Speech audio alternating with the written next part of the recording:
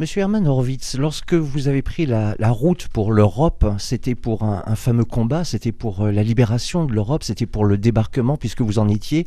Vous êtes parti en tant que jeune marié, j'imagine que ça a été un déchirement pour vous. Vous n'avez jamais hésité? No, I never hesitated. Et je n'ai vraiment jamais hésité parce que avant de venir, je m'étais vraiment rendu compte qu'il s'agissait d'un travail vraiment important, non seulement pour la France, mais pour l'Europe et également pour l'Amérique. Donc je n'ai jamais hésité. Monsieur Horowitz, vous avez été du débarquement, vous avez suivi cette route finalement très rapide, parce que l'américaine avançait très très vite. Quels sont les souvenirs que vous avez de la bataille de Melun et du Val-de-Seine? Well, 60 years is a very long time. Bien entendu, 60 ans, c'est très très long, donc il y a forcément des souvenirs qui se sont fanés, mais d'autres qui ne s'effaceront jamais, qui sont vraiment imprimés dans ma mémoire, comme notamment la construction du pont flottant, le premier pont flottant construit durant la Seconde Guerre mondiale. Mais je dirais que les souvenirs les plus marquants de cette période sont les souvenirs des gens, les visages des gens qui sortaient de chez eux quand nous avons libéré la ville et puis le pays. Donc les visages de ces gens qui sortaient, ces visages souriants, des gens qui dansaient, qui sautaient, qui nous embrassaient. Ça, c'était vraiment merveilleux et je ne l'oublierai jamais. That was a sight we never forget. Nous savons que vous êtes un témoin et vous avez conscience d'être un témoin, que ce soit sur le territoire des États-Unis ou en ce moment, comme vous l'avez fait il y a 10 ans sur le territoire de la France, vous vous déplacez énormément, vous êtes sollicité et vous répondez oui. Avez-vous le sentiment de remplir un devoir en témoignant? Very, very good question. Donc c'est une très bonne question et donc j'ai en effet l'impression de remplir un devoir dans le sens où j'ai l'impression de transmettre donc ce que j'ai vécu aux jeunes aujourd'hui qui n'étaient pas là en 44 et qui, pour la plupart, ne sont pas vraiment au courant de ce qui s'est passé. Et donc, aux États-Unis, mon travail consiste donc à être dans une école et puis à informer les jeunes. Je travaille avec des jeunes, je leur explique, je leur fais part de mes sentiments à cette époque-là. Et donc, oui, en effet, j'ai l'impression de remplir un devoir dans le sens où je transmets. Et je pense que cette transmission est très importante pour pas qu'on oublie.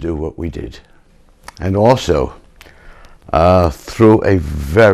et puis aussi, donc je voudrais mentionner l'échange scolaire qui avait lieu donc entre New York, Freeport et Melun, organisé par Madame Colette Mello et Madame Lorraine Barry, et donc pour lequel j'accueillais les jeunes enfants qui arrivaient et je leur parlais, je les accueillais. Et je trouve que c'était une très très bonne idée, cet échange qui a duré 10 ans. En allant un petit peu plus loin, vous faites des conférences, vous rencontrez des personnes qui ne savent pas, mais dans sa globalité, est-ce que le peuple américain est conscient des ovations qui vous sont faites à vous et à lui lorsque vous venez en France, pour des occasions comme celle-ci par exemple? Yes, every time we come to France. Oui, en effet, les Américains sont conscients de cela. Donc je suis avec ma femme, nous sommes venus en France pas loin de 20 fois. Nous sommes reçus à chaque fois avec la même chaleur, la même attention, la même gratitude. Et je peux vous dire que chaque fois que je rentre aux États-Unis, chaque personne à qui je parle est conscient de l'amitié avec laquelle je suis reçue en France. Donc oui, ils en sont conscients. Et je leur dis également combien je me sens citoyen d'honneur de la ville de Melun. That I am a citoyen d'honneur de la ville de Melun. 60 ans après, est-il possible de se souvenir et d'évoquer de ce terrible trajet que vous avez fait entre la Normandie et l'Allemagne? Quels souvenirs en avez-vous? Quelles villes sont restées dans votre mémoire?